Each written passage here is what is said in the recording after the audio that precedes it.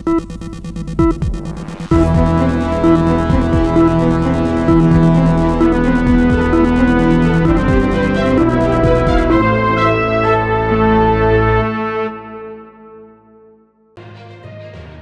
प्रदेश के अयोध्या जिले की मिल्कीपुर विधानसभा सीट पर उपचुनाव का रास्ता अब पूरी तरह से साफ हो गया है। जी हां, इलाहाबाद हाई कोर्ट की लखनऊ बेंच ने 25 नवंबर 2024 को पूर्व बीजेपी विधायक बाबा गोरखनाथ द्वारा दायर याचिका को खारिज कर दिया है।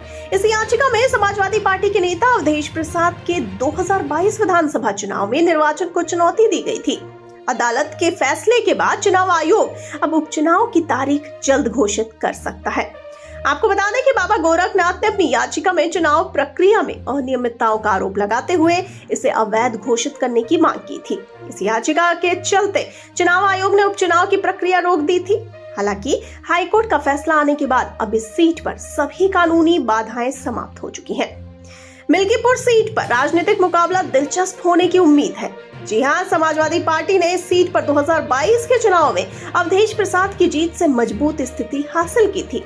अब उनके अयोध्या लोकसभा सीट से सांसद बनने के कारण यह सीट खाली हुई है। वहीं दूसरी ओर बीजेपी अभी हाल ही में हुए 9 उपचुनावों में 7 सीटें जीतकर अपनी स्थिति को और मजबूत कर चुकी है।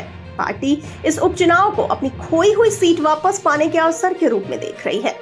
बता दें कि मिल्कीपुर में सपा और बीजेपी के बीच कांटे की टक्कर होने की संभावना है। पिछले चुनाव में सपा ने यहां बढ़त बनाई थी, लेकिन बीजेपी ने राज्य में लगातार उपचुनाव जीतकर अपनी रणनीति को प्रभावी साबित किया है। इस उपचुनाव के नतीजे 2027 के विधानसभा चुनाव की तैयारी के लिहाज से भी महत्वपूर्ण होंगे। आपको बताते चलें कि अभी हाल के उपचुनाव में बीजेपी का प्रदर्शन प्रभावशाली रहा है, जहां उसने 9 में से 7 सीटें जीती, जबकि सपा ने 2 सीटों पर कब्जा किया। इस संदर्भ में मिल्कीपुर का उपचुनाव दोनों दलों के लिए एक अहम परीक्षा होगी। यह न केवल उनकी चुनावी रणनीति बल्कि क्षेत्रीय राजनीति पर पकड़ को भी प्रदर्शित करेगा। चुनाव आयोग द्वारा तारीख की घोषणा के साथ ही मिल्कीपुर क्षेत्र में राजनीतिक गतिविधियां तेज हो जाएंगी। दोनों प्रमुख दल अपने अपने उम्मीदवारों के चयन और प्रचार अभियान की तैयारियों में जुटेंगे। यह उपचुनाव क्षेत्रीय राजनीति को नई दिशा देने के साथ साथ आगामी चुनाव के लिए भी संकेतक साबित होगा।